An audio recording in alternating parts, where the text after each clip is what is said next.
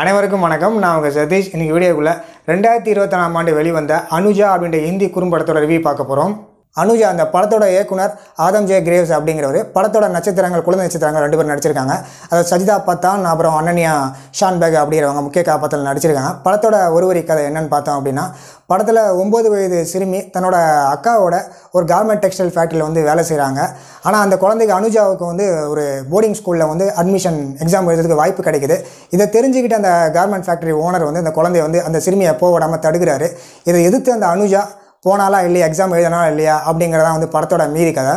இப்போ இந்த படத்தோட கதையை விரிவாக பார்ப்போம். போர்டிங் ஸ்கூல் டீச்சர் அனுஜா வேலை செய்கிற கார்மெண்ட் ஃபேக்ட்ரிக்கு வராரு. வந்து குழந்தைய வந்து ஸ்கூலில் சேர்க்கறத பற்றி சொல்கிறாரு.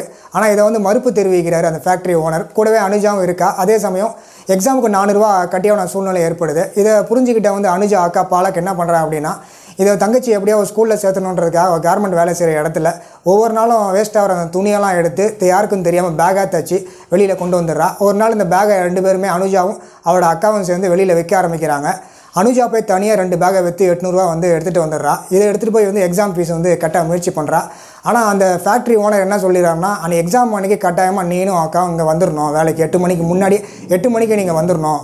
உனக்கு வந்து இங்கே வந்து நல்ல வேலை போட்டு தரேன். ஃப்ளோரில் கிடையாது, இங்கே வந்து நல்ல வேலை போட்டு தரேன். கட்டாயமாக அதிகமான சம்பளமும் போட்டு தரேன். ஆனால் அன்றைக்கி கட்டாயமாக நீ வந்துடணும். எக்ஸாம் போகக்கூடாது அப்படின்னு, அட்மிஷன் எக்ஸாம் போகக்கூடாது அப்படின்னு சொல்லிடுறாரு. அது மட்டும் இல்லை, ஃபேக்ட்ரி ஓனர் அனுஜா கிட்ட நாளைக்கு நீயும் அக்கா வரலன்னா நிரந்தரமாக 2 பேரும் வேலையில் கிடையாது அப்படின்னு வான் பண்ணி அனுப்புகிறாரு. அனுஜா போய் அக்கா கிட்ட சொல்கிறா, பாலா கிட்ட. அவன் என்ன பண்ணுறான்னா, பரவாயில்ல நான் பார்த்துக்கிறேன் அப்படின்னு சொல்லி தைரியம் சொல்கிறா. அடுத்த நாள் வந்து எக்ஸாம் அந்த அட்மிஷன் ஃபீஸ் நாளும் வருது. அவளை வந்து பேக்கில் வந்து பணத்தை வச்சு அனுப்பிச்சிடுறா. வழக்கம் போல் பாலாக வந்து கார்மெண்ட் ஃபேக்ட்ரியில் வேலைக்கு வந்துடுறா. இந்த படத்தோட கிளைமேக்ஸும் சரி, இந்த படமும் சொல்ல வர விஷயம் என்னென்னா, நாட்டில் வந்து குழந்தை தொழிலாளர் பிரச்சனை வந்து எந்த அளவுக்கு இருக்குது அப்படின்ற விஷயத்தையும், அதை தாண்டி கல்வி எவ்வளோ முக்கியம் அப்படின்ற விஷயத்தை வலியுறுத்திருக்காங்க.